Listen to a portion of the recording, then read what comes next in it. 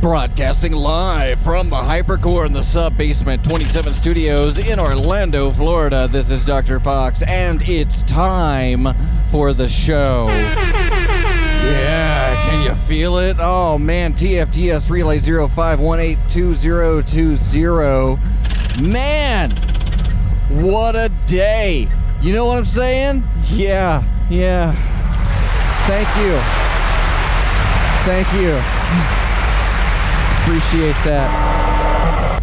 You guys are always on my side. Well, let's see what's going on here. Might as well go ahead and just jump into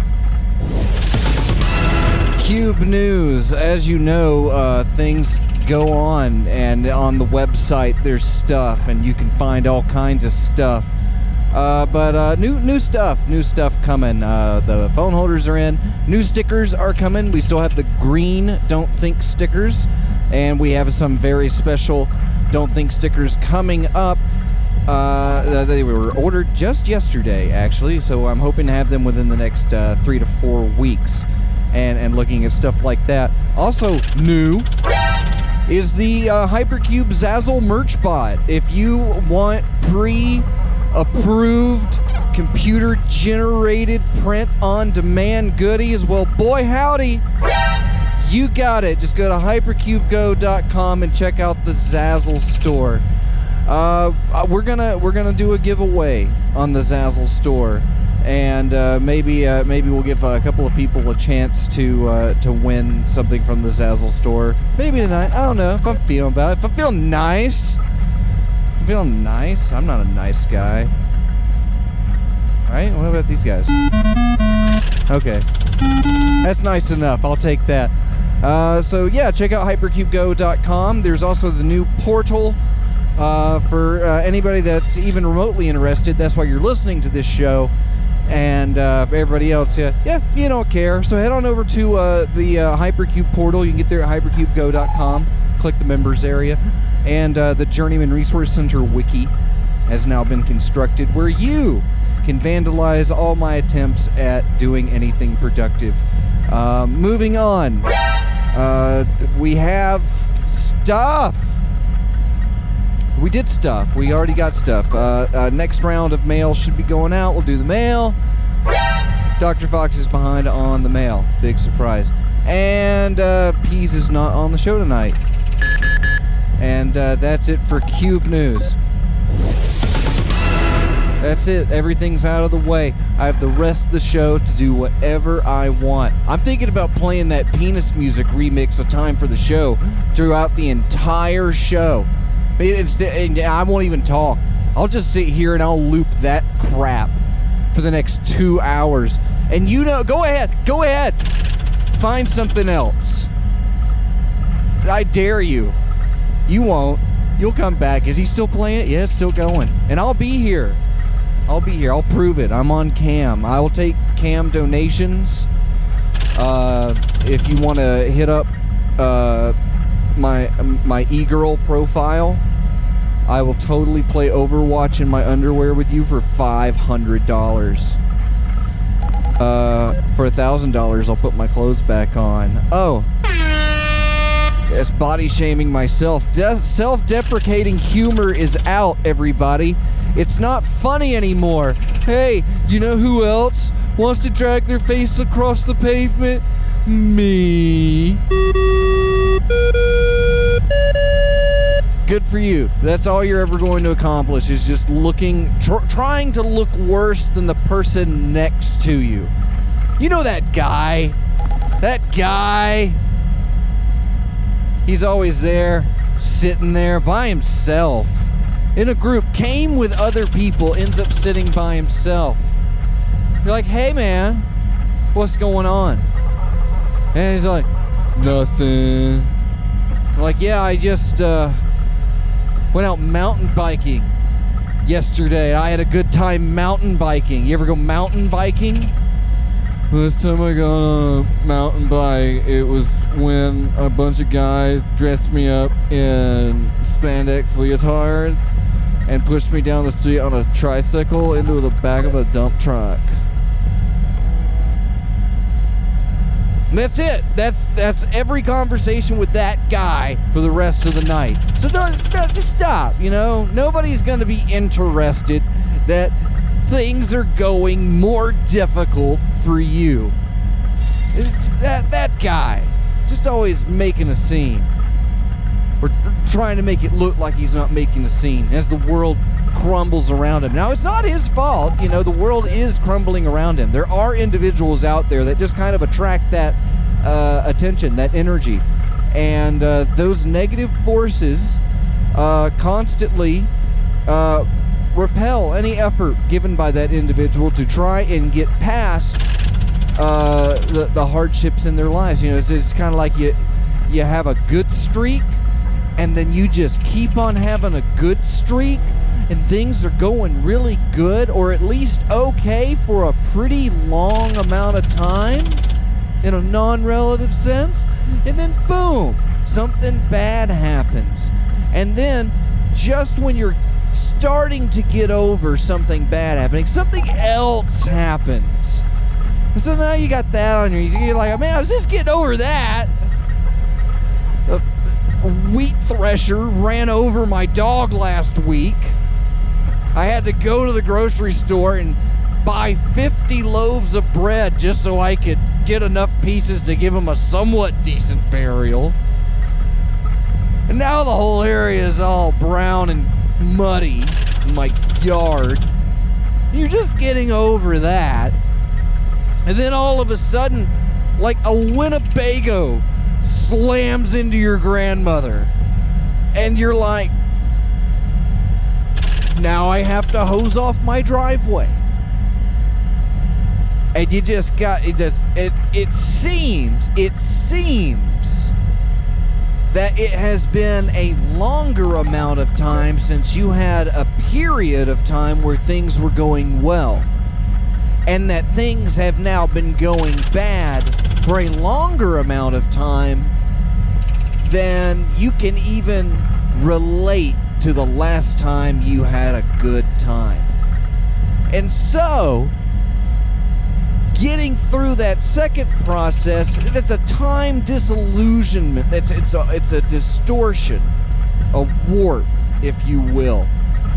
And you're getting over that really crappy. So you just scraped, grandma's dentures out of the garage door and gotten most of her walker out of the overhead automatic garage door opener. And you're sweeping up. And then you turn around and you realize that you had left all of your records just in enough sunlight that now they've all sloped at the bottom. And now and now you've done something. You've made it worse. You've made it worse. Things were already going bad, and now you screwed up. You left your records just a little too close to the window, and now all your 45s are 43 3/4. That'll learn you. And so now added on to how bad things were before and how long it took you to get over that, and then adding on the frustration and humiliation of your own stupid bullshit. You can't even begin to fathom how long it's going to be until things start feeling good again. And then you add on to that, and you feel like everything is harder, and you're moving slower. Everything is much more difficult now. Because on top of all of the paternity tests that can be conducted on your homestead from these gruesome murders over the past few weeks, your Pink Floyd The Wall album will always have that little wobble in it when it comes around over the first song. And you'll have a constant reminder of that. You'll have things to remind you of how bad you screwed up. And it'll be there. And any time that you attempt to recall a good time that you may relate to that record, it's going to keep coming around. It's going to go, I live on the lane. And it's going to do that every time you play that. You're never going to hear that song. You're going to have to buy it on CD. And that's where we're going tonight. Because it's a conspiracy by the plastics corporations. Big plastic. We all know them. How we allow them into our lives. How we embrace it as an integral part, so you can get that satisfying click of your mechanical keyboard. Sorry, I was choking there. I'm gonna have to take a drink. What have you guys been doing?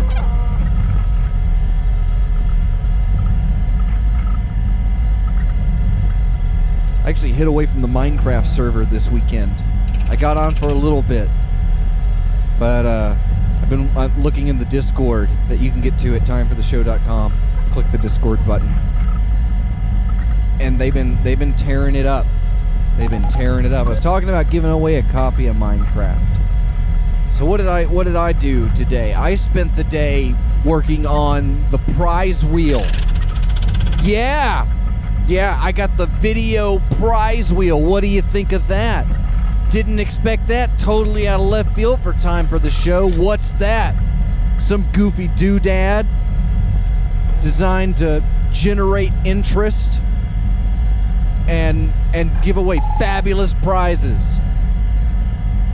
I'm really tempted. I'm tempted, you know. Call somebody up on the phone. Guess what? You get to spin the wheel.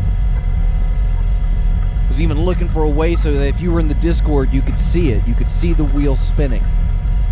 But you would be able to see it on the live stream at timefortheshow.com/livestream. I feel like I need to do more of the Minecraft live streams. Because if I'm going to be in Minecraft, I might as well be broadcasting it. But I do like playing Minecraft with my friends. And there is that kind of aura of privacy that you have around it. So you end up having to turn Minecraft into work. Okay, I have to go in, and I have to do something. I have to go in and have a plan to play this video game. Provide snappy, witty commentary for hours. And you can't just stop and drone out. You have to continue to be good at video games, which I am not. And you have to do it for a specific length of time. And as you do it, you have to maintain your chat, and you have to talk to people, and you have to build relationships. And you're like, hey, yeah, I'm over here. Tell me what you think. They just kind of sit there. They just, you know, they're sitting at home, probably looking at you, and watching you on their phone as they're taking a dump. Can you say that on the radio? I don't know. That's all I know is that this show and me, specifically me, I'm learning how to design a product that is easy for you to digest while you are on the toilet, because that is where most Americans are going to spend their pleasure and leisure time. I can't compete with your computer. Are you listening to me on a computer? Are you? What else are you doing right now? Are you playing a video game? I know you are. I see you playing that video game while you're listening to Time for the Show. You're not listening to Time for the Show. It's just some sort of crazy background chatter as you float around in crazy Blocktown, clicking on space orbs and killing virtual minorities. That's not in Minecraft. That's in the San Andreas thing. But I'm pretty sure we can get a mod for it on the Minecraft server. And I'm not advocating the killing of virtual minorities. That is, you are free to do that on your own without my encouragement or support. My support is what you should want. You should want my support. My drive, my ambition. All of this boundless energy that I somehow scrape up. You know what I did tonight?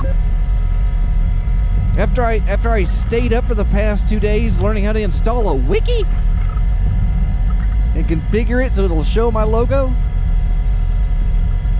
I watched the new Scooby-Doo movie. It's a cartoon movie about a cartoon dog that talks. And it was a 90-minute, full-length, I guess, major motion picture. Considered for fantastic awards and will be considered a heyday as the beginning of the new animated Hanna-Barbera cinematic universe. Squiddly Diddly is gonna fight the Hulk. There's gonna be passionate lovemaking scenes between Mr. Peebles and Magilla Gorilla.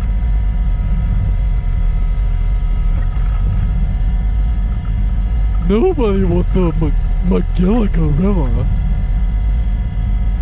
Mr. Peebles, please. No, it's an abuse story. Mr. Peebles is abusing Magilla Gorilla. He tells the little girl in the store, please take me home. I can't stand it anymore. I'm going bananas. You know, crap like that. Mr. Peebles comes for him in the night. I miss you, Magilla. How many other Hanna-Barbera cartoons can I bastardize in between the next song break? They're going to do, we got Justice League Dark. We got those dark, heavy, bloody, animated, like Batman movies. You know about them because you're a nerd. Jabberjaw, the same way.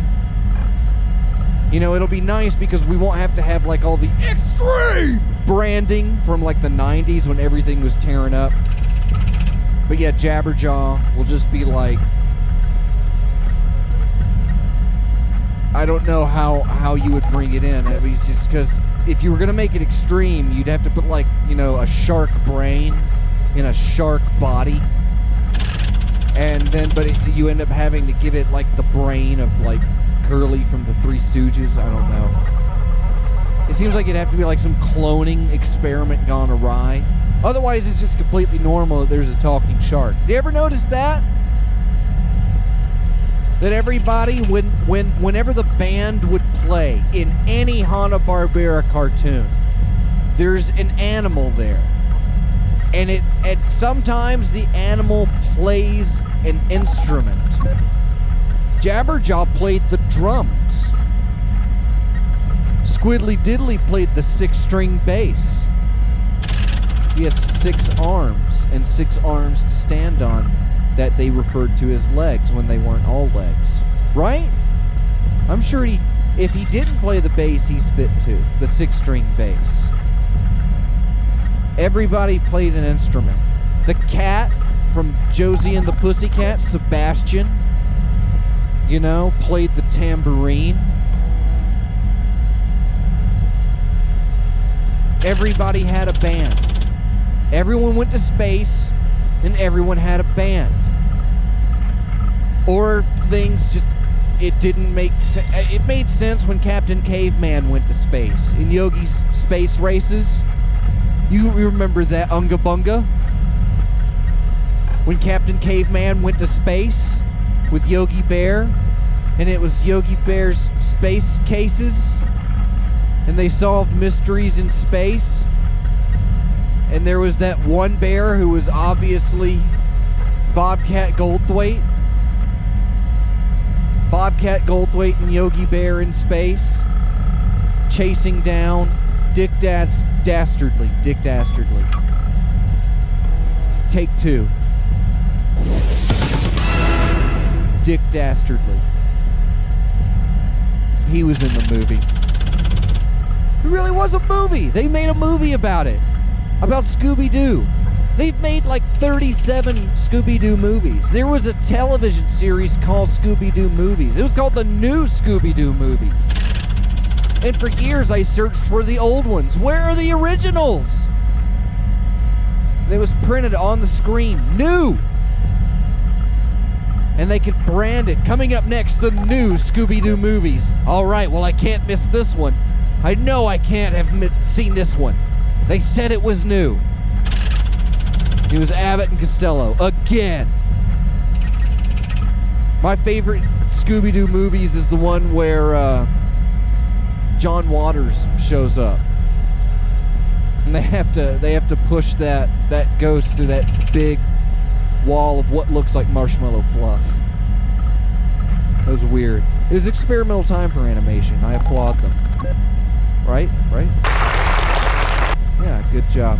Huckleberry Hound. Who would voice Huckleberry Hound in the Huckleberry Hound CGI reboot?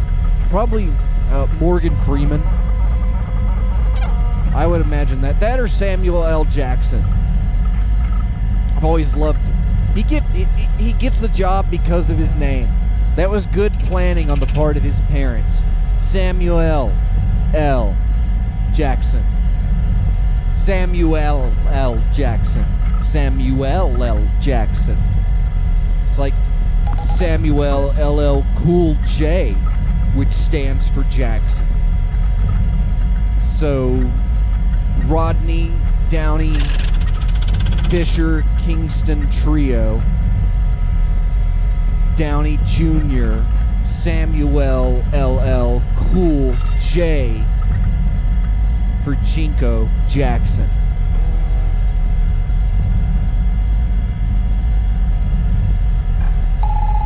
You ever look down and you have a bunch of bristles stuck to the bottom of your Jinkos? You walk through the tall grass and now you got thistles on your Jinkos. It's the disgusting. You're listening to Time for the Show. We'll be right back.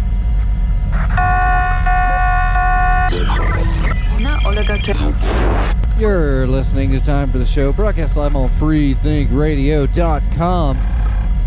Oh, man. Oh, no, we don't want to hear that again. Gotta turn off that autoplay, old Dr. Fox, you old big silly goose! Old Dr. Fox, that's how I have been referred to.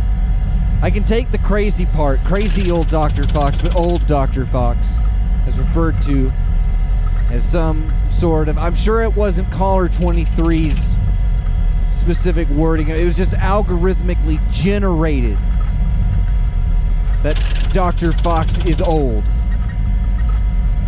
But it's not, it's like OL apostrophe, I don't know.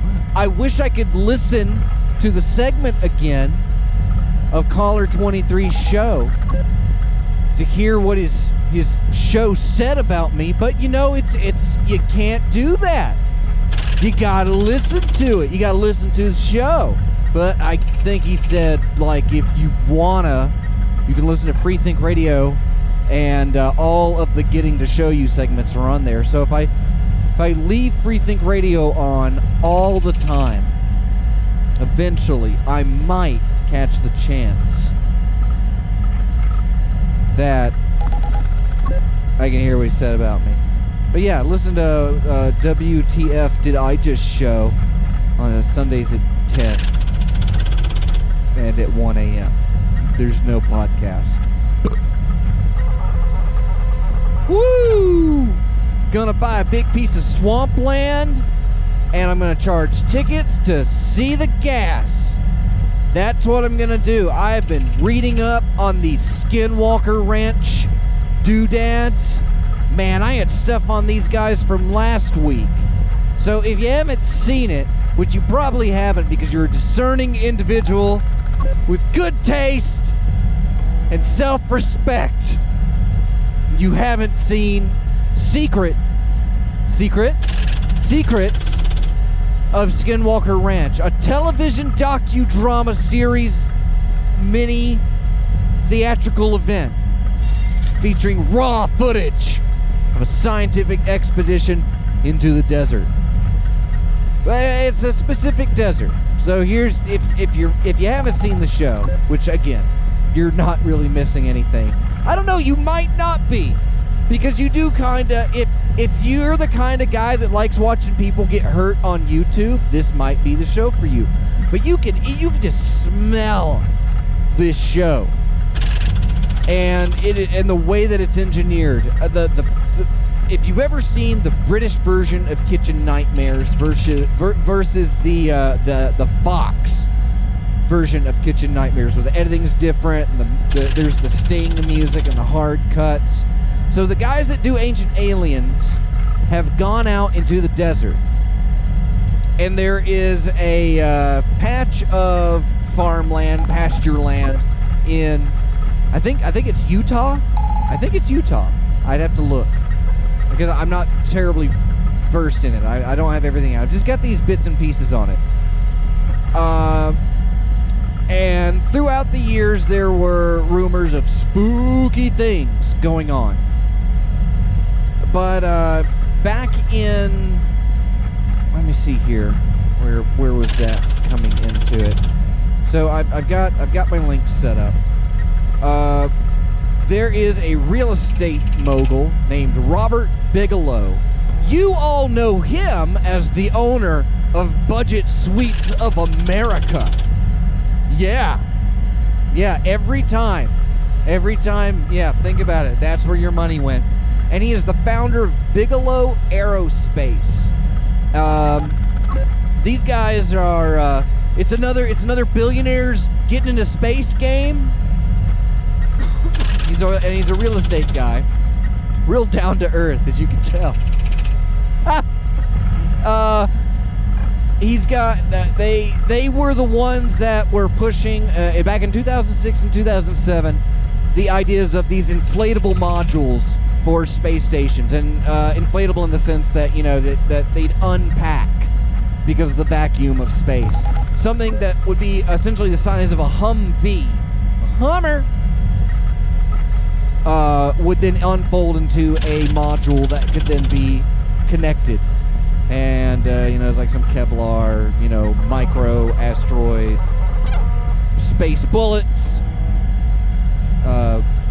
module. Because obviously the guy that runs Budget Suites of America is wanting to put Budget Suites of space.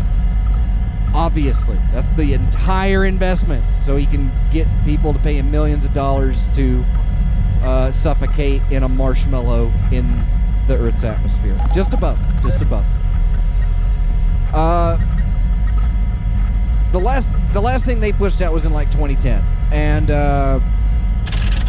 but this is the guy that purchased the ranch. So Robert Bigelow purchased Skinwalker Ranch. And he bought it from a farmer family, the Shermans. And they were like, hey man, there's some spooky stuff out here. And they said, we've been seeing things. Things have come after us. There's creatures. And I have to say, if I had been the person to earn so much money that I didn't know what to do with, that I was going to try and build marshmallows in space, if somebody told me, you got a spooky ranch, I'll buy it. Anything. Do you have any idea how bored billionaires are? Hey, you want to go out to my yacht party this weekend? I guess. I mean, sociable. Billionaires. So yeah, why not buy the spooky property? And while he owned it, he ran experiments on it. He brought in scientists to investigate it because there's UFOs and there's weird radio transmissions and stuff coming up. And he spends a lot of money on it. And then he sells it. And he sells it to another guy, another real estate guy. And he's from Utah. And when he heard about this amazing real estate venture, he got it.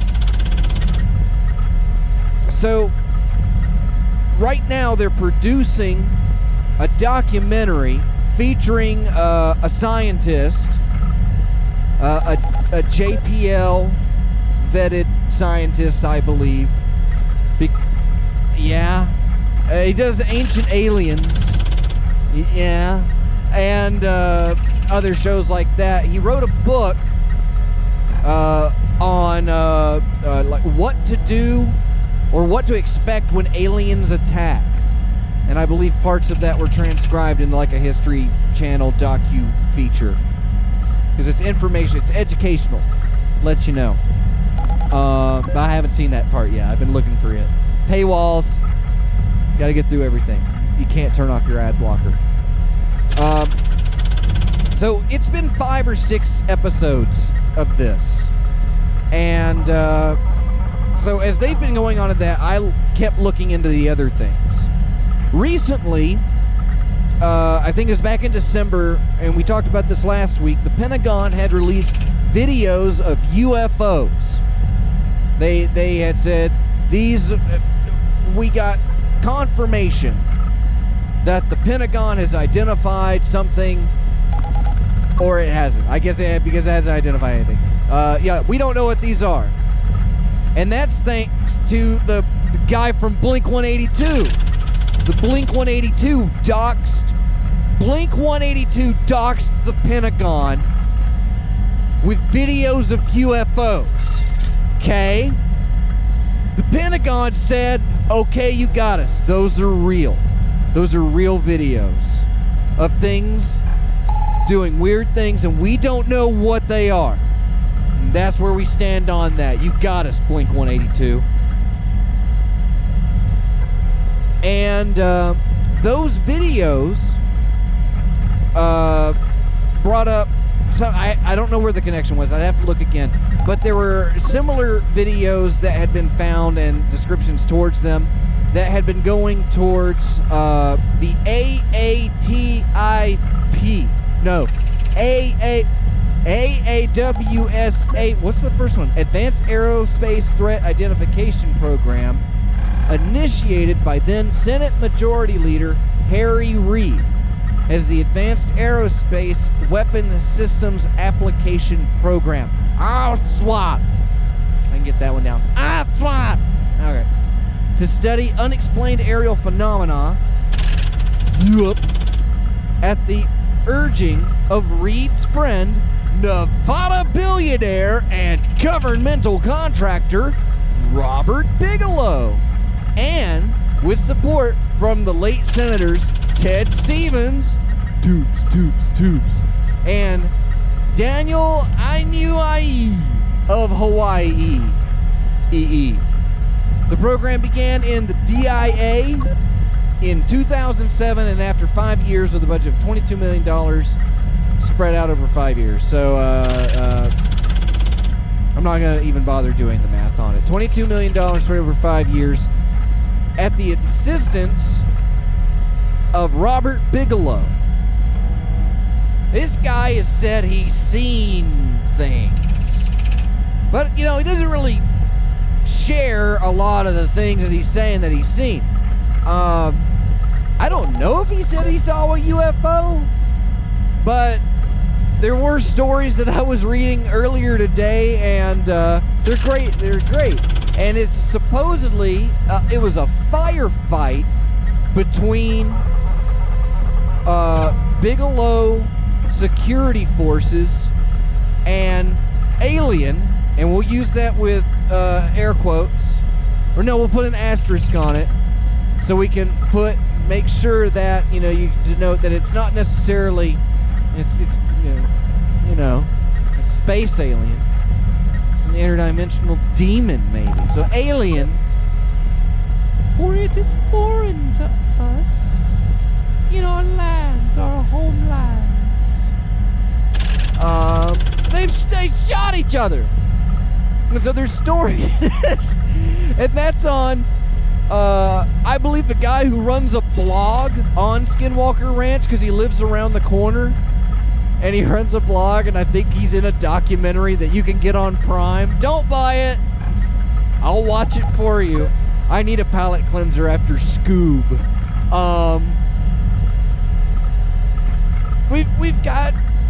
We have government funds being invested into UFO research at the behest of the budget hotel guy, the quickie suites, I'm gonna go throw down $75 and pray to God they sprayed it before I hit it. That guy who shot things into space, he got stuff up there. He got it up there. There's stuff in space that he wanted to put up there, okay? And he's saying, I've seen weird crap. And the government's like, okay, well, we're gonna put a guy on it. And they gave him $22 million. Let's be honest, that's nothing. That's administrative cost for the Xerox guy. And you know how UFO fanatics need Xerox machines. $25,000 a day for the upkeep on the microfilm. Come on! It's an art. It's pure. Stop it. Take it from Sesame Street if you need to. We need this. So the Quickie Suites guy tells the government to look into UFOs, and the government says, okay. And even when the program was being dumped after 5 years, let me think about this. Hold on, 2007. Okay, so that'd be the Bush administration. So the guy that killed the space shuttle put money into UFOs.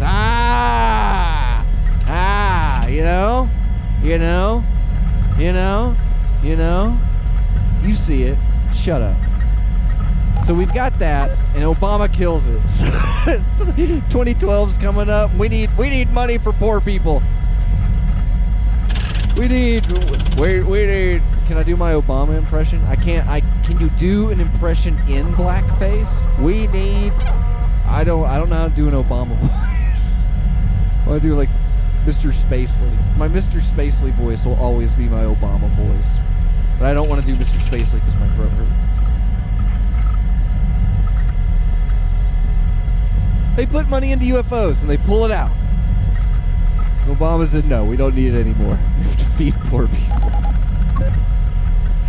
And Harry Reid was still like, no, we need to put it in. And Harry Reid, he's a Democrat, you know. He's into government funding. And he got it from Ted Stevens. The internet. It's not a big truck. He said, put money into UFOs. That guy.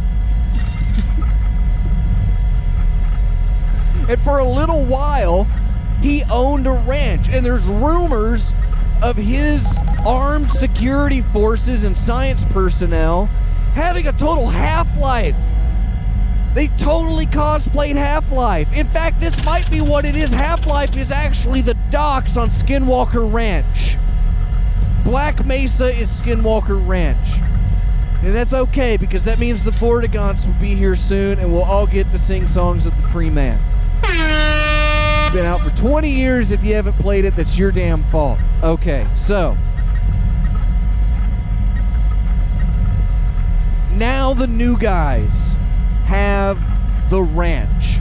This guy, Salt Lake City Baby Trump, and he's in the show, and he's like this Falcon 7 mofo during the whole time. And they video call him on the big screen, and they're like, hey, Brandon,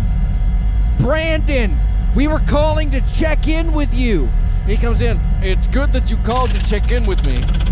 I was expecting a call from you. I would be expecting a call too if I had a camera crew on my spooky ranch where I had armed guards. I'd be expecting not even of anything important. Yeah? Okay, did you get them some water? Offer them water. Show them the couch. Be nice. Find the sound guy and pound him on the back. He's got a long day ahead of him. You know what I'm saying? Well, toot. That's the new sound guy. But it's like they're trying not to act. You get what I'm saying? They're acting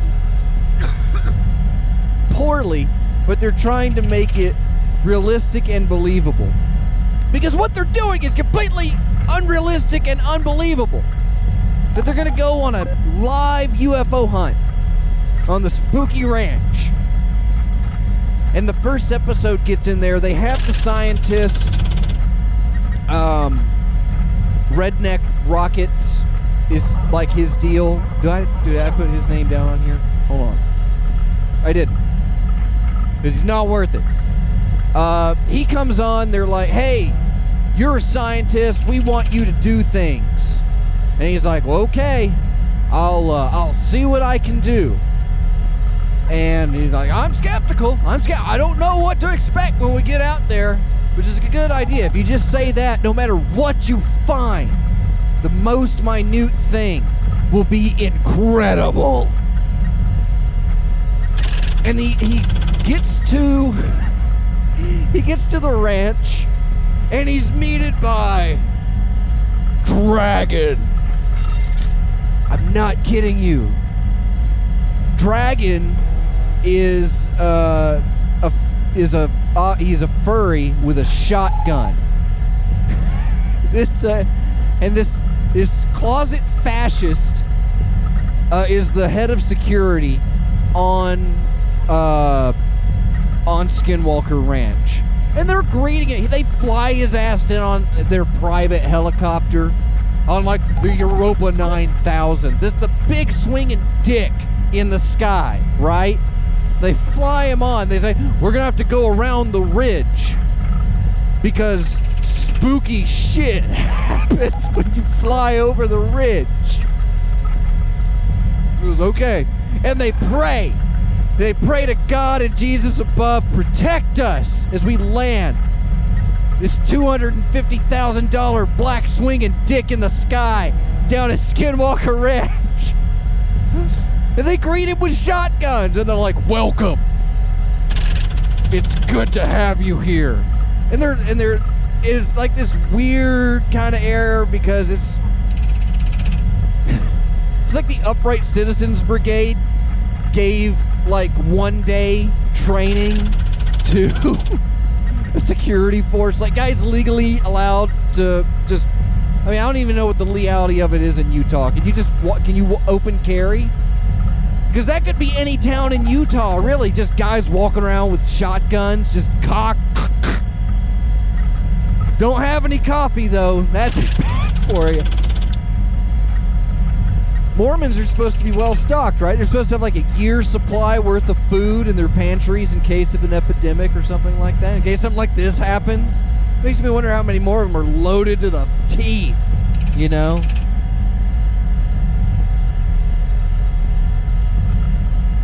I don't know what a Utah accent is, but stand back or I'll blast you out of your magic underwear, you know? And I think this real estate guy's, he might be a Mormon. Nothing against them. Nice people. Just, that's it. They're really nice. They're really nice.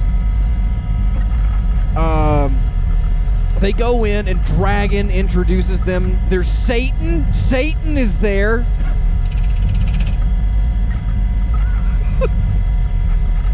There's a computer.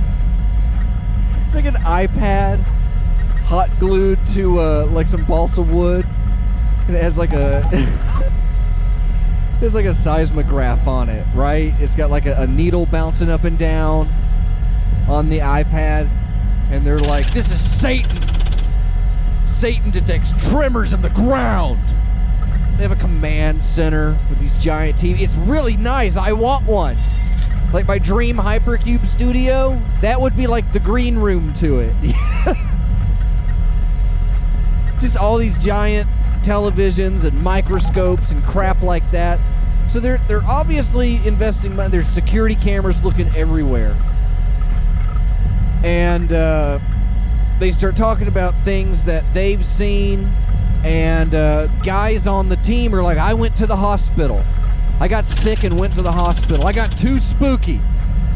And one guy ends up going to the hospital because he has like a boil start on the back of his head.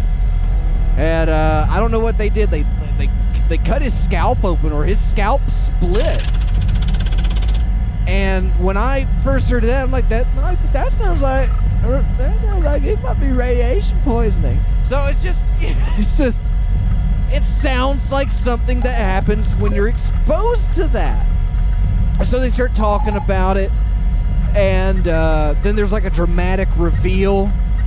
They bring out this big magnet, and they're like, look at what this big magnet does to your phone. You see that?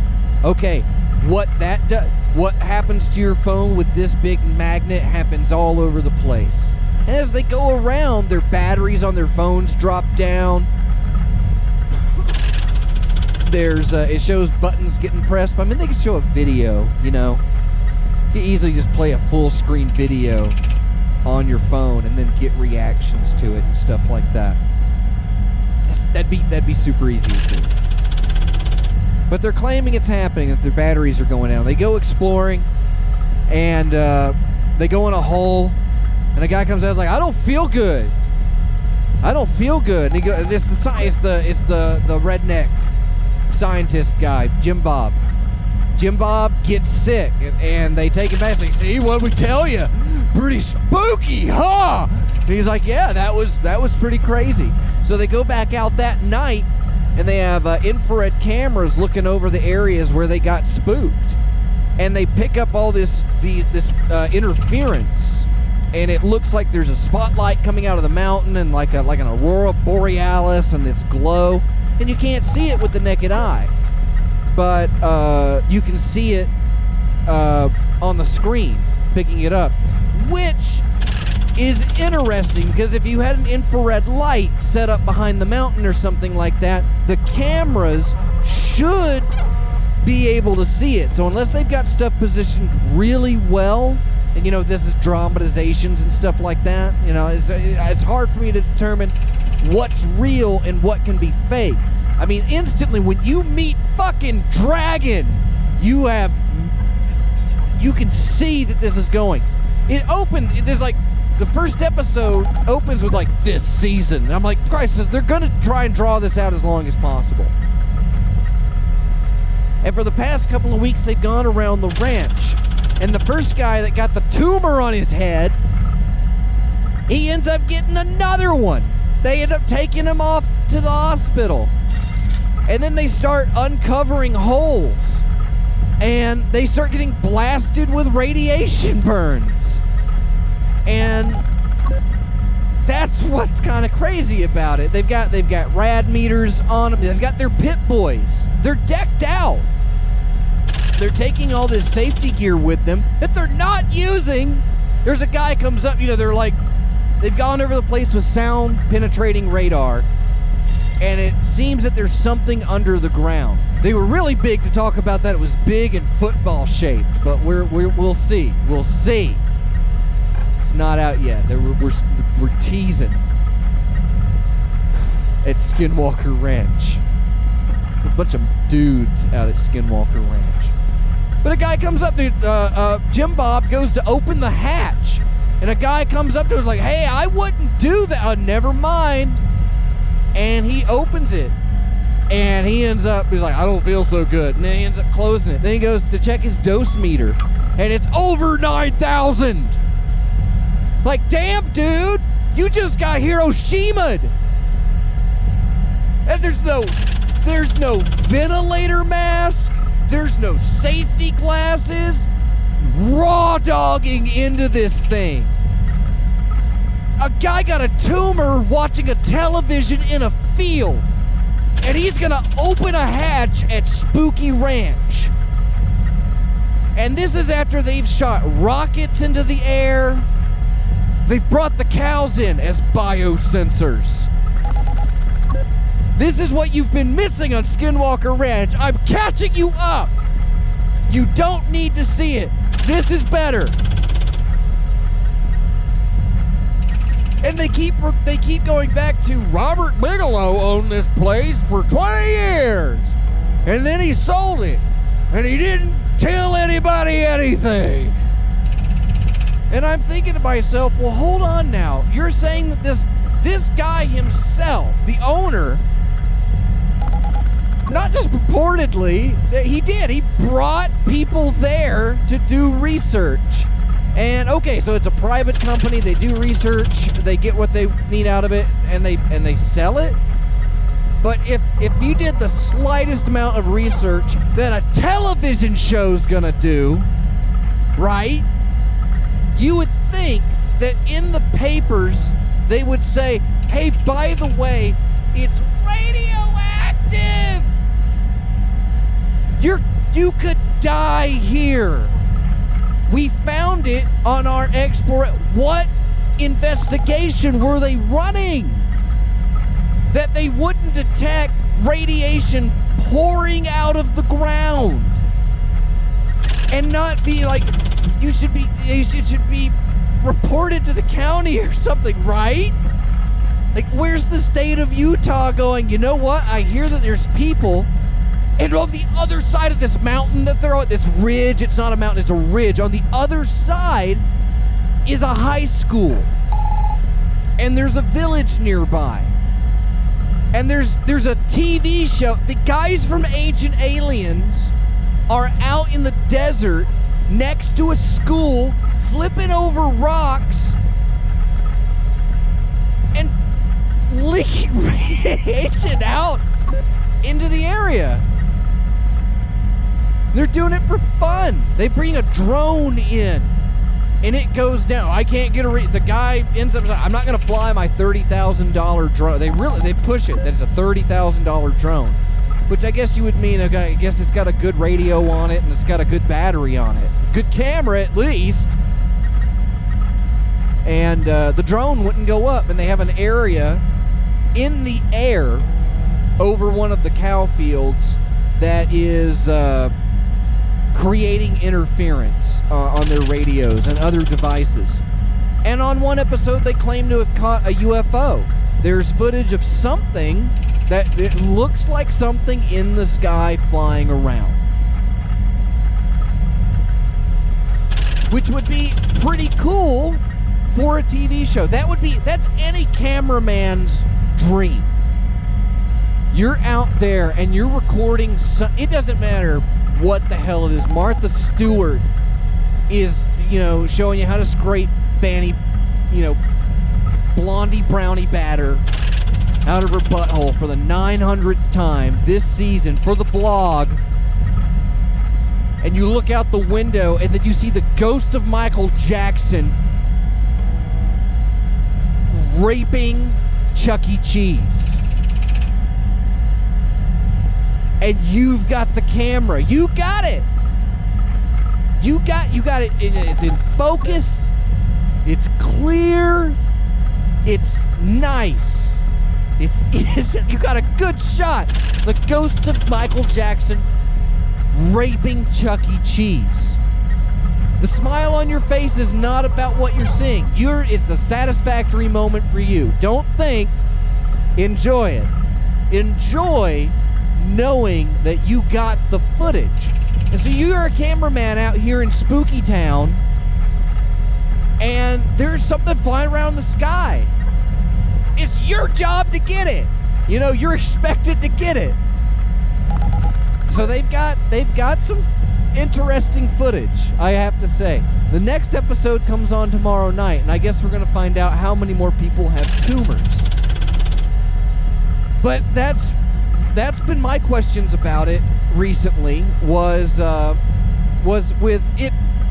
If Bigelow Aerospace owned the ranch and they had found anything worth of interest, I imagine they would have found places that were possibly big time. Now, in the show, they haven't revealed what it is, but it is being postulated that it could be ionizing radiation. Ionizing radiation coming from the ground. Not coming from the ground, but in the ground. And possibly in the sky.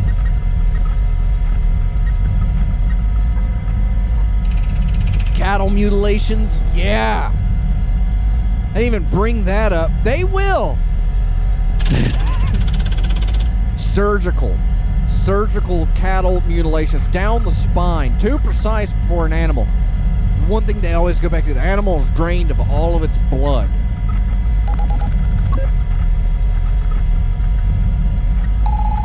There's a bulletproof wolf. So yeah, I'm mildly captivated in Skinwalker Ranch because there is something genuinely weird about it. Even if none of the paranormal stuff is there, that there is this place that it does exist. It does exist.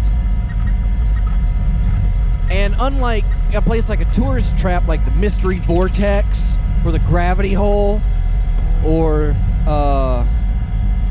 Glory Vortex, like, this is a place that they don't want you to come to. And I'm pretty sure they're clear with that when they film you. Like, make sure when you film the security guards that you show them with the big guns. And there's barbed wire and there's cameras everywhere and stuff like that. What I'd imagine is that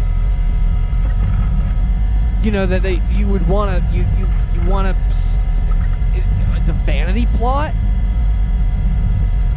If you could prove that it was like toxic enough, could you like get the government to take it off your hands but have to return your investment or something on it? I don't know. Because if they could make a TV show about a real estate mogul flipping over a radioactive dump to build a Smuckies on, what is the science that we got out of it before it came a Snuckies? And that was, if you open those doors, you'll get burned. And watch out for the bulletproof wolf.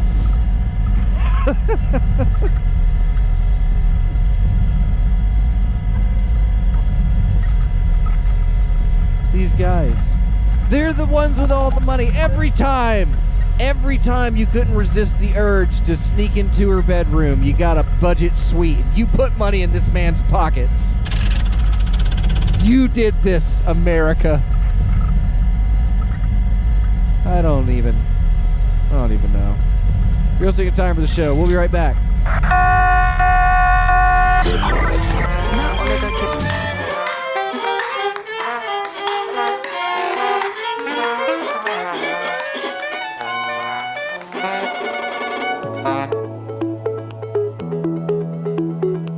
When you wake up in the morning, does your body resonate with the putrid stench of dried bodily fluids and greasy, naturally occurring oils that leave sopping puddles of filth on your pillow and mattress?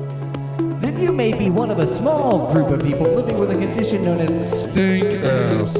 Stank ass affects lives every day and without proper treatment can result in lingering odors and musks trailing behind individuals living with stank ass. Finally, there is a solution. Introducing Triology soaps, an over-the-counter remedy for stank ass. By mixing Triology soap with water and applying to the body, laboratory tests have shown that this can reduce the body's own tolerance for stank ass.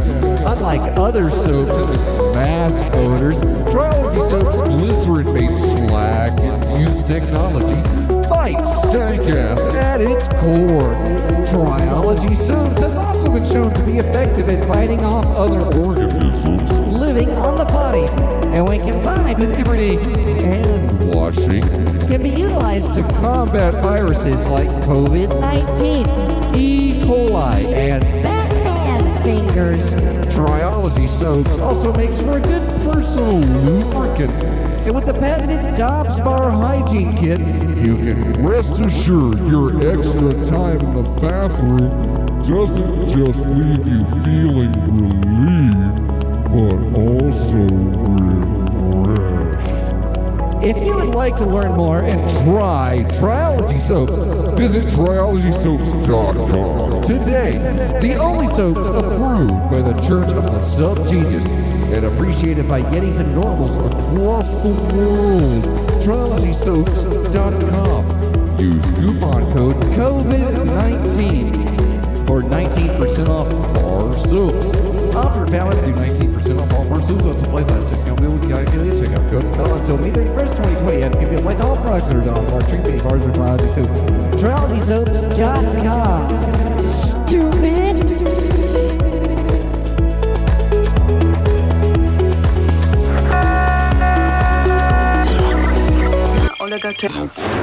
Time for the show. Yeah. There we go. Time for the show.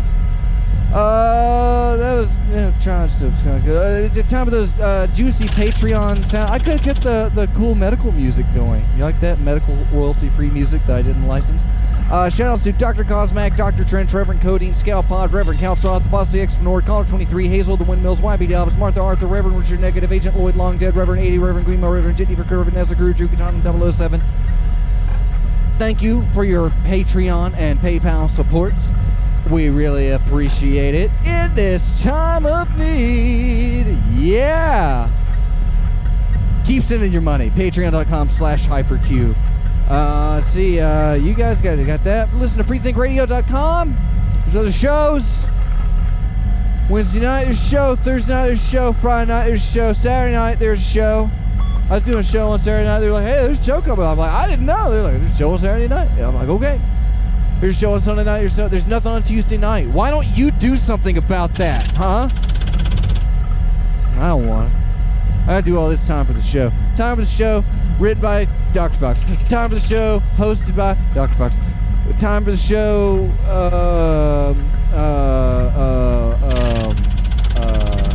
executive produced, Dr. Fox. Time for the show, edited, Dr. Fox. Time for the show, social media, team, Dr. Fox. Time for the show, webmaster, Dr. Fox. Hypercube Go domain webmaster, Dr. Fox. What's so great with this Hypercube? Huh? What's so good about it? I don't know. It works for me. It's pretty nice. Everybody keeps coming to me. What do you think I should do, Dr. Fox? Stop right there. I'll tell you what you can stop doing right there. Right there. Capitalize on don't think. On the pathway of meditation, there are stickers along the way. And you know, it's nice to know that when you try really hard to don't think, you have to deprogram yourself. You have to realize that. You've been taught to think. You're not supposed to do that. Don't do that. Don't. Stop. You're thinking you're doing what they want you to do, and that is to suppress your own inert passive abilities. We're going like 4E with it, right? Is that fair? 4E for a passive ability? I don't know.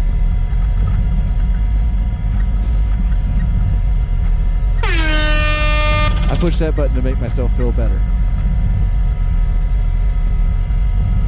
What the hell was I even talking about? Oh yeah, stop thinking. It's not good. Doesn't do you any good. Stop. Do that. Don't think. HypercubeGo.com. Go to the Zazzle store. What's floating around? I'm in the sub-ether hypercom network. Dangling my hooks. Who's out there? Somebody. I like what you got. No. Good job. No. Should we do the button test? Oh yeah, who's there? Okay.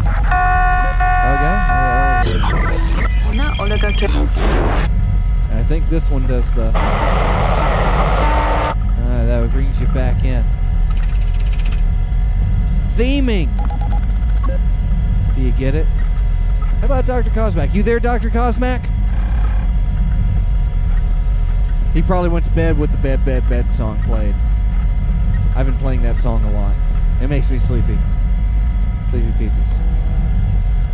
But yeah, no, I was riding out that first half of the show.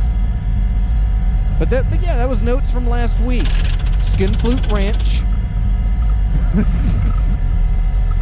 What's down on the floor? Just a little Skinwalker Ranch.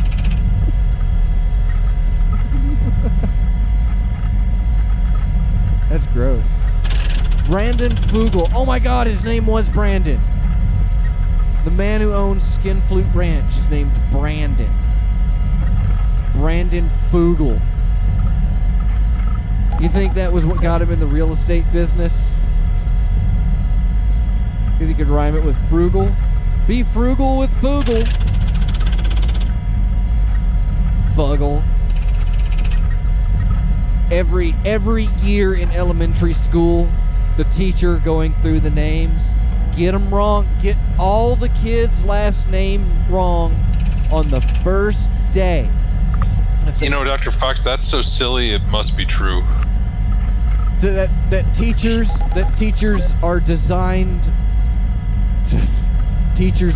to fail. That's pretty much it. But you know, you go through the roll book, you go through the call book, the roll call, through the class, you, the teacher, and you see like, it's Brandon Fug Ugly. Brandon Fug Ugly, is that you? Say wait, here. His name is Fug Ugly? If he doesn't correct you, then yes. His name is Fug Ugly for the rest of the year. And you're like, oh, I heard you could call my kid Fug Ugly. I'm like, I called him that from day one. I was going through the roll call. I said, Brandon Fug Ugly. It doesn't say that. But what's his real name, though? Brandon Fug Ugly. If you're going to ask me, it's Brandon Fug Ugly. Spelled F-U-G-A-L. That's why I was thinking, like frugal with Fugel. Brandon Fugel. Brandon Fugal. That sounds like. Yeah, he was in his high school band. He learned to play the flugelhorn.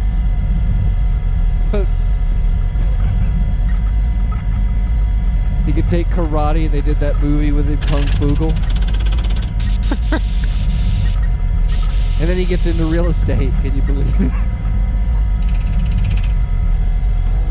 No, I can't even remember where this guy made his money. Just It wasn't even worth looking up. But yeah, the guy shooting rockets into space. Where are we on the marshmallow technology, Dr. Cosmac? How big of a marshmallow can we get into space? Can we get a Humvee-sized marshmallow into space? Does that seem reasonable? Humvee-sized? Yeah, I think we probably could. We've put, vehicle-sized things into space that are made of metal. So, I think marshmallow.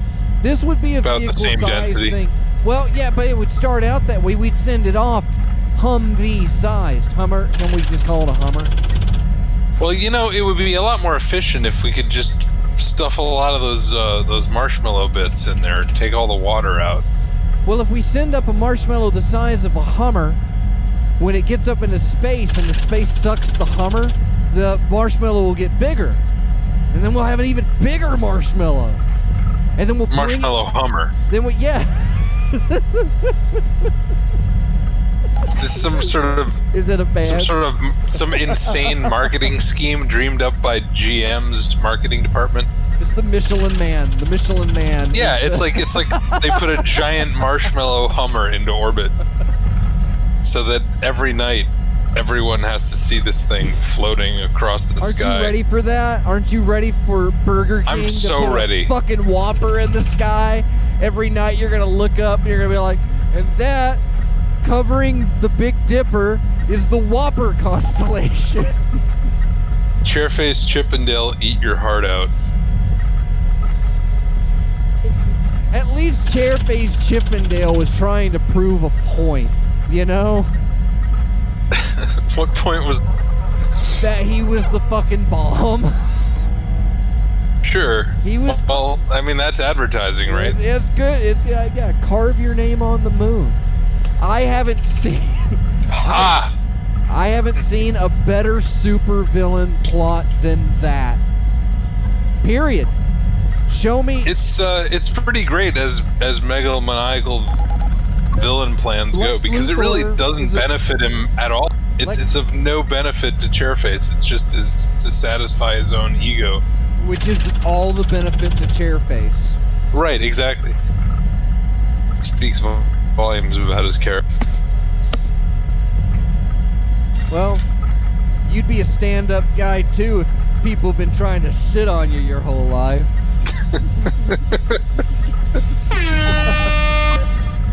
You can pick up your copy of The Tick from New England Comics. That's NEC. Buy a Tick comic. I thought that was Nippon Electric Company. Yeah. Didn't they make like monitors and shit like that? I'll tell you my favorite NEC product that I've been trying to find for years. It was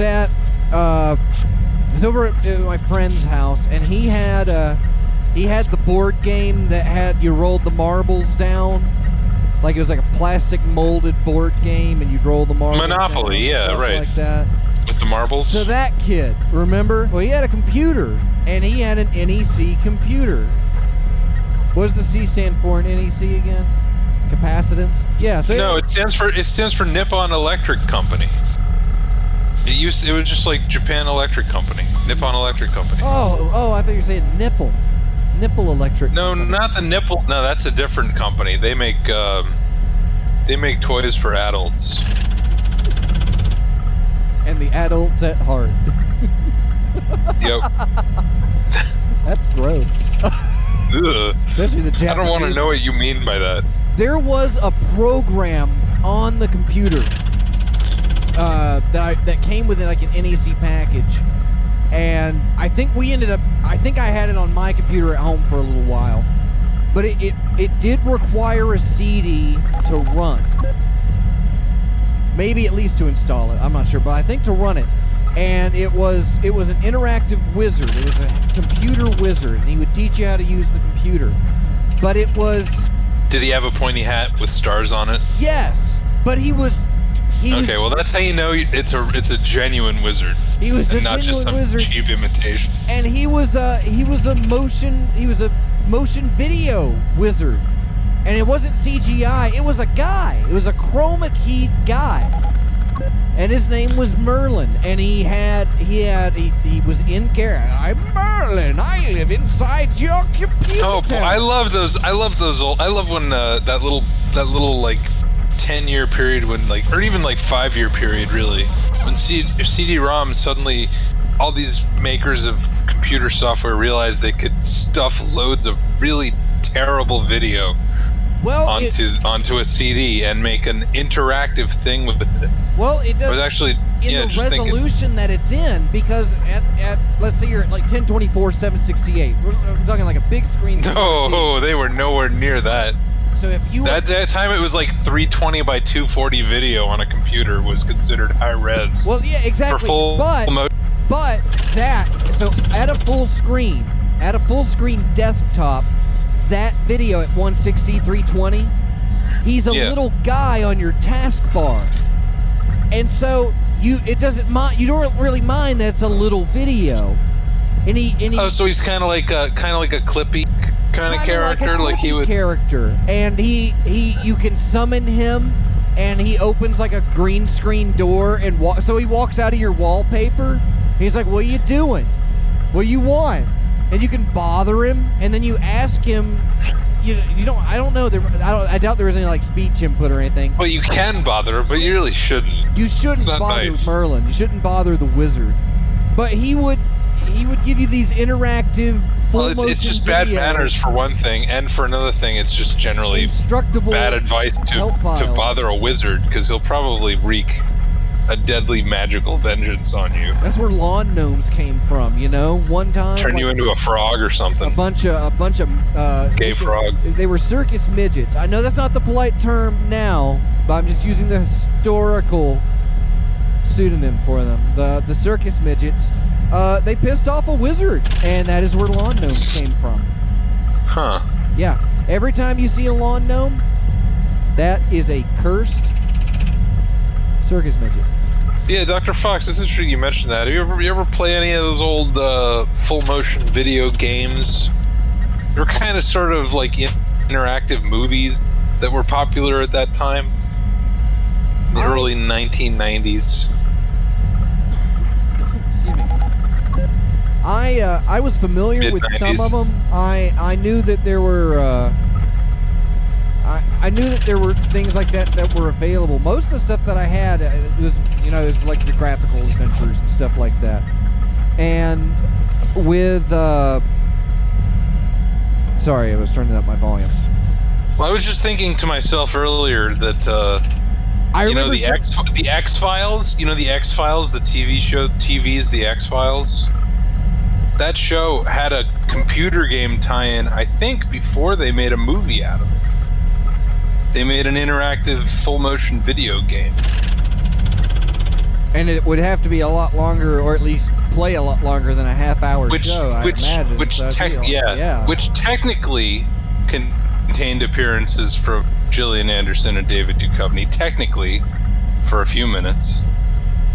Well, what do you mean? But mostly you were just some random FBI guy. It was kind of crappy. Well, yeah, but it's like a game. Yeah, you wouldn't... They would show... But did they show original... Did they record original content? Oh, yeah, it was shot to the production quality of, like, a bad X-Files episode. It just didn't have any, like... I don't know. It was alright. It was shot in Vancouver like the rest of the X-Files. Damn nucks sneaking in, taking our actors and money. Actors and money. X-Files. I never watched a lot of it. But yeah, it just occurred to me that that's a very 90s thing, that the game for that preceded the feature. I had the Real Adventures of Johnny Quest, which featured some full motion video segments. And then as opposed to the apocryphal adventures of Johnny Quest, right? Yes. The ones that are only hearsay, can't be independently verified. They call those Johnny Quest legends. Right. Man. I imagine Johnny Quest is going to get a movie. Did you hear my Scooby-Doo movie review? They yeah, But I also wanted to hear more about your experience watching the Sonic the Hedgehog movie, which you recently reviewed. Yes. And now that I've seen I still haven't seen it. I'm really pretty excited. You need to strap in, strap in and hold on. Gotta go fast. Here's the thing. I watched a Warner Brothers movie today on Scooby-Doo and Hanna-Barbera properties. They're doing the Marvel thing, and they're getting a bunch of characters in, because in the Scooby-Doo movie there was fucking like Dick Dastardly and Blue Falcon and Dino Mutt.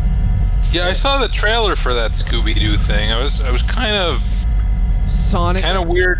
Well, no, it was just kind of weird to hear not Shaggy. It was all, yeah, it was, that was some stuff that was going around on voice actor circles. Like the only original cast member, Frank Welker. They're all fucking dead. No, the woman that's done Daphne for 20 years, the last 20 years, she didn't do this. She didn't do Daphne. And it's pretty, I think it's been the same Velma for about the same amount of time. And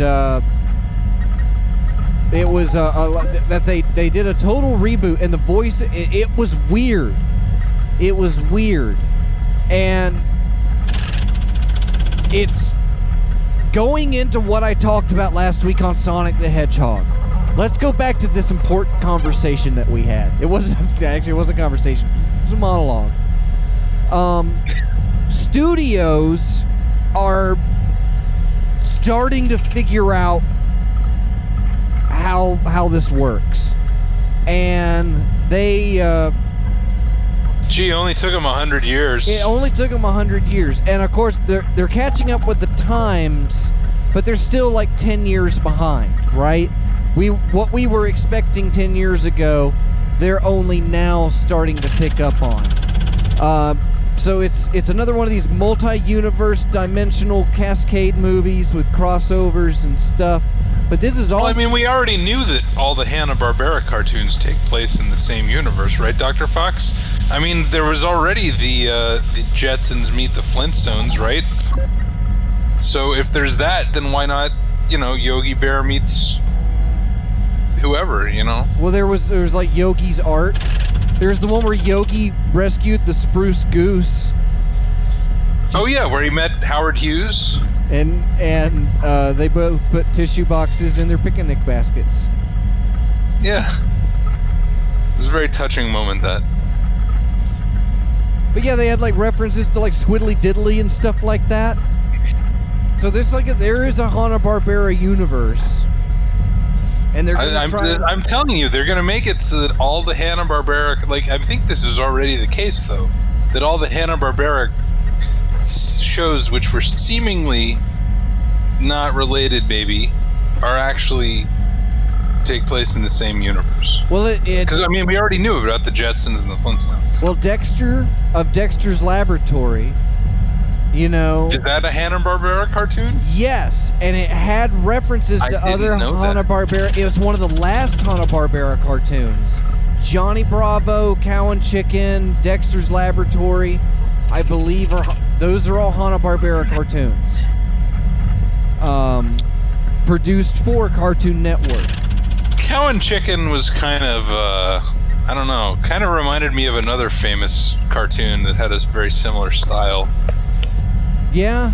But I'm not gonna accuse anything of plagiarism. Well, it was that. One guy does the voice of Cow, Chicken, and the red guy. Oh, really? I didn't know that. That's all one guy. That's all Charlie Adler, the guy that did Buster Bunny. He did Buster Bunny. But Billy West, who did Ren, he did Stimpy. And then he did Ren. Stimpy, and then later he did Ren and Stimpy. Yes. And he did Doug Funny. Doug Yancey Funny. Open, closed parentheses. And Roger Klotz. And and Buster Bunny. And I thought you said Buster Bunny was another guy. no, that's Charlie Adler. Charlie Adler, yeah. So he's Cow, Chicken, the red guy, Buster Bunny. Billy West is Stimpy, Ren and Stimpy, and Doug Funny and Billy West wasn't on Roger Tiny Klotz. Toon Adventures, was he? I don't think know. he was. I don't know. But then Billy West would be Bugs Bunny in Space Jam. Really? Yes. Oh, God. So yeah, there's that. Everyone else is Tom Kenny and Phil Lamar. Those two. And I'm pretty sure one of them isn't even really black. I think he's a guy in blackface. Phil Lamar does the best Orson Welles voice. Phil Lamar does the best Asian samurai voice that I know. Or am I thinking of a different actor? I can't remember any of these fucking names. Which one? But it's okay. The guy who does the good Orson Welles voice. What's his name? Oh, man. He has a name with like La something in it. Lizardo.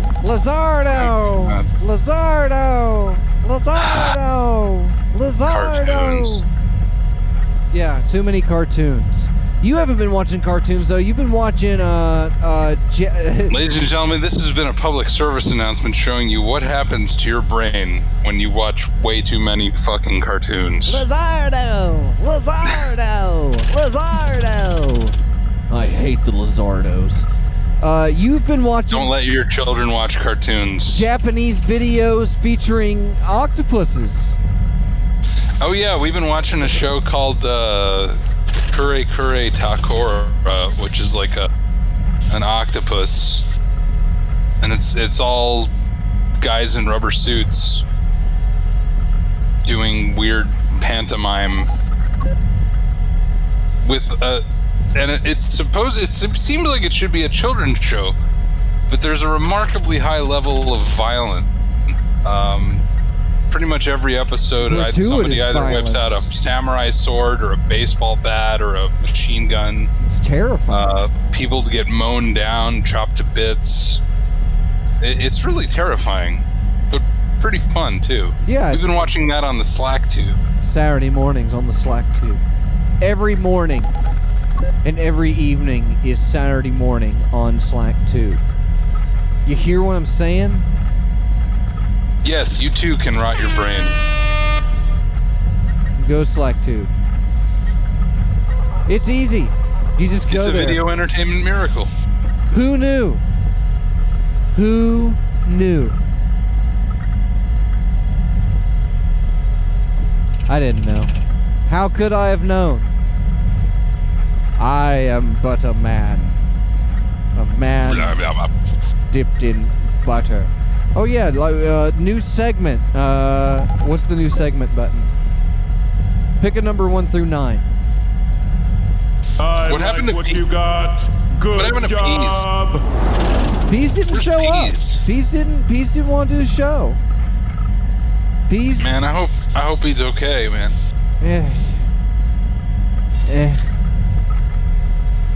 He's going through some heavy stuff. Is he? That's what I heard. I'll let him talk about it next time. Yeah, I heard Pease wasn't doing so well. He did send me a text earlier. Actually, he didn't send me a text. I sent him a text and he responded. He got them mushy peas going on. Them mushy peas, them mushy peas. Oh, please, please tell me. What kind of food are we going to eat in the future, Dr. Cosmac? My list here says bugs/insects, soy,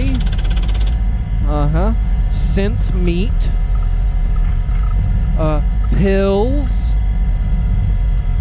algae, and each other. I don't know. I'm kind of fond of pills. That's got a sort of an Abbott and Costello flavor to it. Just either the futuristic space food pills where you just eat a tiny little pill and somehow that has all the caloric needs and minerals and vitamins and all the calories you need for a whole day of strenuous space related activities. Oh no, you'd have to chalk it up to like they'd only last you 8 hours. Right, but it's like instead of eating a whole plate of food, instead of eating like a whole plate of food, it's like you eat this tiny pill and it's like you just ate a loaf of bread. You could survive 24 hours on it. You could, but you won't stay full. You'll stay full for about 6 to 8 hours. Then you need like a second pill. You need a bump. That's how they do it. You take that's like the futuristic healing machines in the what is it called, the sleepatrons and Chrono Trigger, where you get in there and it heals all your HP and MP, but you're still hungry. It's like candy machines at the drugstore. People are just turning the cranks. You get a handful of fucking pills. It's food, but it doesn't it never satisfies. You put in it just one. Sort of holds you. It just holds you together. €1 coin gets you, and a clunk gets you a big black and white grainy footage of a hand receiving a fistful of pills. And of course you down them all at once, and that will keep you full for 8 hours. A fistful of pills. Also in what was it, like Santa Claus Conquers the Martians? Didn't the Martians have food pills? Yes, they had amazing technology that they didn't want to share with us. They had the ability to replicate food in pill form, but they didn't have. They couldn't figure out Santa Claus on their own. They needed that. They needed to steal that from the stupid Earthmen. Those damn Martians. I think they're space commies. Santa Claus is kind of a commie, though. He kind of is, all about this equal distribution of wealth idea and stuff like. Where's Red? Where's Red? Has a beard. Carries a sack. He does look kind of like Karl Marx. Most communists I've met have a sack on their backs. Sometimes it's like a JanSport, sometimes it's like a nut sack, but they usually do. They usually have a sack right there on their neck. A vestigial nut sack growing out of there. No, it would be somebody else's that is being dragged. Someone else's nut sack. Someone else's nut snack there. They've taken as a trophy. No, that other person is actually still there. That other person is he's on a Razor scooter with a ladder on it. I mean, I heard a guy's taking ears and stuff, but man, nutsacks, that's pretty dark. Make a necklace out of them. Yeah, exactly. I'm warrior. I'm not gonna. Is it racist to make clicking sounds? To somebody, probably. Okay, I won't do it then. It's racist to crabs. I wasn't doing like a forgotten African dialect. I was actually speaking crab. Yeah, they communicate by clacking their claws together. There's the sand bubbler crab. He has a little pouch of water with a little membrane. And he sifts through the sand. He slobbers all over the sand, and then he drops the ball of wet crab slobber sand back on the beach. That is how the sand bubbler do. Should I just do animal documentaries? I'll go down. Get me an encyclopedia. What's the best encyclopedia? Well, you can see that Harrison Ford movie, right? Where he's like a friend with a dog. Dr. Han Solo. Dr. Sleep. I think it's called Dr. Sleep. He can talk to the dogs. Yeah. Dr. Sleep Little. But no, it's like he goes out into the woods with this dog. I don't know. The trailer was pretty vague. But yeah, it's old man Harrison Ford with a dog. That's the next one you should review. I think that's an important.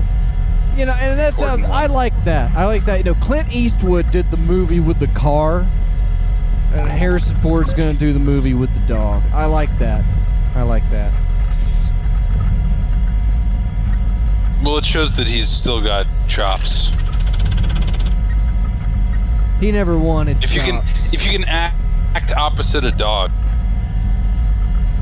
you know, then you've made it as an actor, right?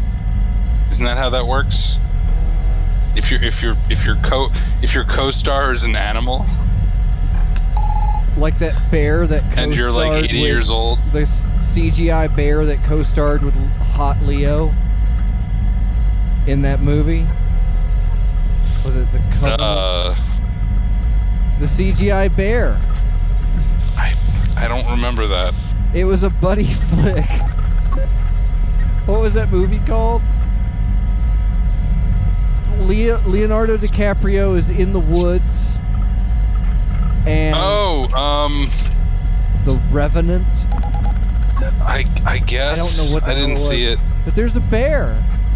There's a scene with a bear. Yeah, but he's not friends with that bear. At least I don't think so. No, and this isn't about the dog like savagely mauling Harrison Ford. In this movie, I think Harrison Ford is friends with the dog, and it's like a buddy picture. It's like Homeward Bound.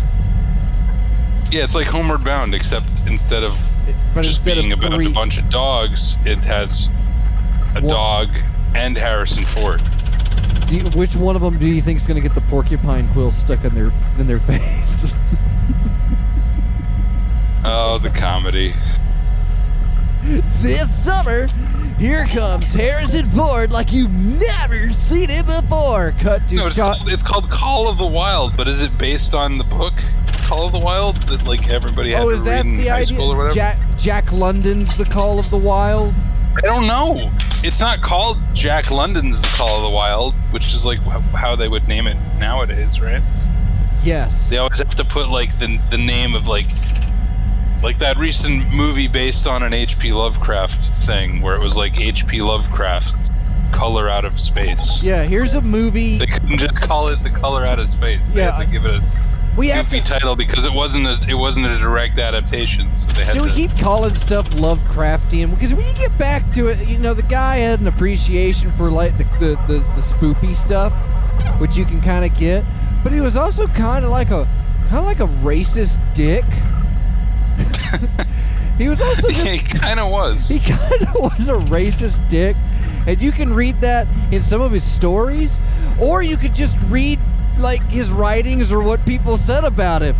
But they corrected that in this particular movie I was talking about because the black guy is the one guy who actually survives the entire picture. Oh, he doesn't get killed first. No, he's not the guy who gets killed first. He's the guy who lives through the whole thing. How progressive.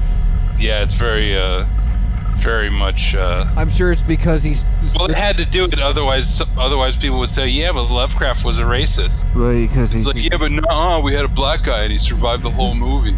So it's not Lovecraftian then. Well, no, it is. It's a pretty good movie. No, it's not because it doesn't actually like denigrate anybody based on their race or their heritage. Well, humans. Yeah, it's on a human race. It's okay to be racist if you're talking about everybody. But I mean, if it's Lovecraftian, I mean, fuck that. What is it? It's spooky. Just call it spooky. It's spooky. What's Lovecraftian? It's spooky shit. It's like creepy, spooky shit. Okay. Is it Cthulhu? No. Then it's not Lovecraftian. Is it Cthulhu? Yes. Then it's Lovecraftian. Is it not Cthulhu? Well, no. It's Cthulhu not every inspired. No, then it's not Lovecraftian. Not every this story didn't have any Cthulhu in it at all. It's supernatural horror or suspense. Although they did have to throw the Necronomicon in.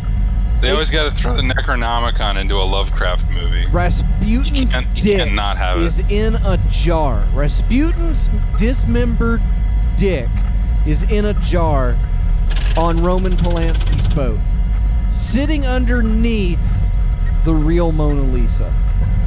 Yeah, he uncorks the jar and just sniffs it, and that's like an aphrodisiac or an impotence cure, right? Just gets the vapors off it. It's said to bring great vitality. Huffing that Rasputin dick. It's a big jar too. It's a big dick. You can Google that, kids. I shouldn't say kids. Yeah, kids should not be looking at pictures of Rasputin's dick, Dr. Fox. No. It's just, I love everybody. You're all my kids. You're my babies, you know? It's like, hey guys, did you know? I can't say, oh man. Fuck. Can't say that on the radio. Can't say that on the radio. Don't want to say that on the radio. That makes me go ahead and start pulling up the apology songs so we're getting to the end of the segment. Bugs, what's your favorite bugs to eat?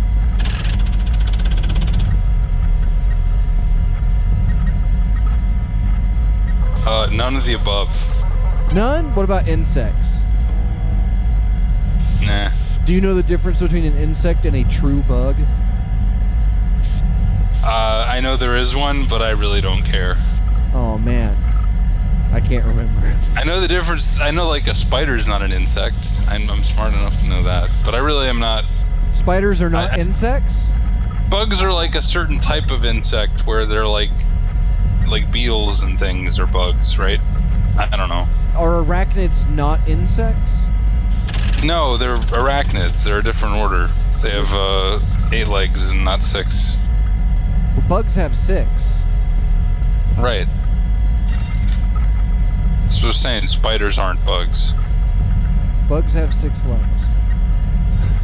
That is one thing that I've been able to carry with me throughout my life's journey.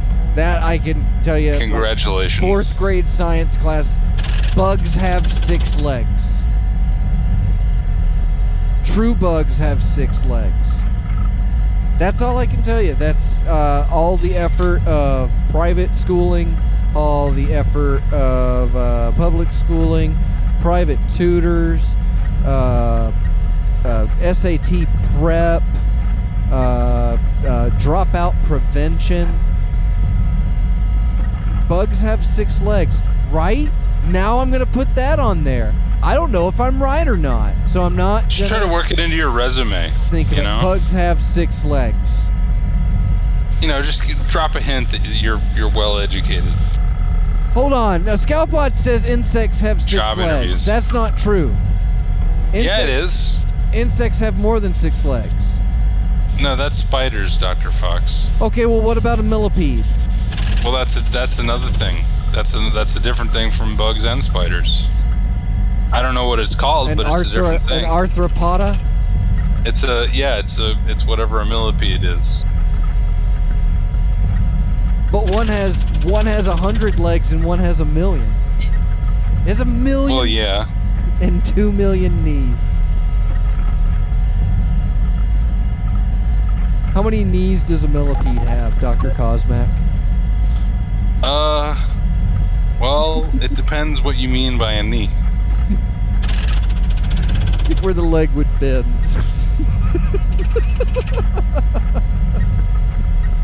A spot where a leg would bend. Do millipedes have legs that bend? And if so, I have no idea. I really don't know. Do millipedes have knees? Why don't you go look it up at your local public library? They won't let me in because I stole all the balls from the computer mice.